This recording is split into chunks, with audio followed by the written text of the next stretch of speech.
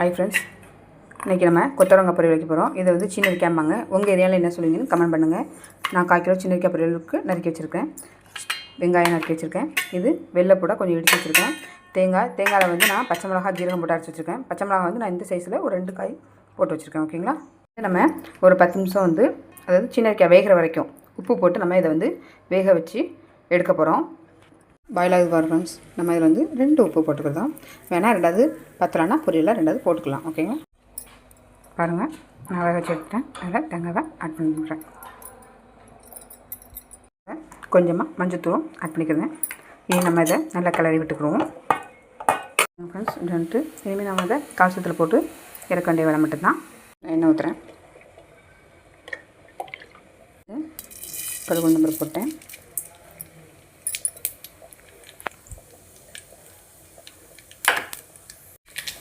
சேர்த்துக்கிறேன்.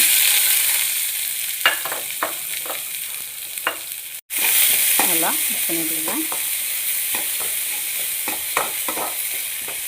வெங்காயத்துக்கு நம்ம வந்து வேக வைக்கும்போது உப்பு போட்டோம். இப்போ வெங்காயத்துக்கு மட்டும் நான் கொஞ்சம் உப்பு போட்டுக்கிறேன்.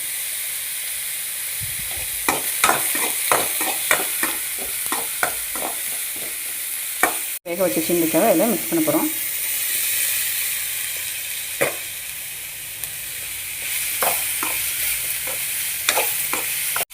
நல்லா மிக்ஸ் பண்ணிட்டேன் பாருங்கள் ஃப்ரெண்ட்ஸ். இது ஒரு 2-3 நிமிஷம் நல்லா அந்த மசாலா வடை போகிற வரைக்கும் அப்படி சிம்மில் போட்டு வைக்கட்டும். நம்ம பொரியல் ரெடி ஆகிட்டு இப்போது இஞ்சியில் போட்டு பேஸ்ட்டு போட்டு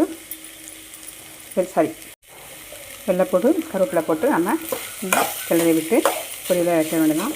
இந்த மாதிரி நம்ம பொரியல் வகைகளுக்கு நம்ம சேனலை வந்து ஃபாலோ பண்ணுங்கள், சப்ஸ்கிரைப் பண்ணுங்கள்.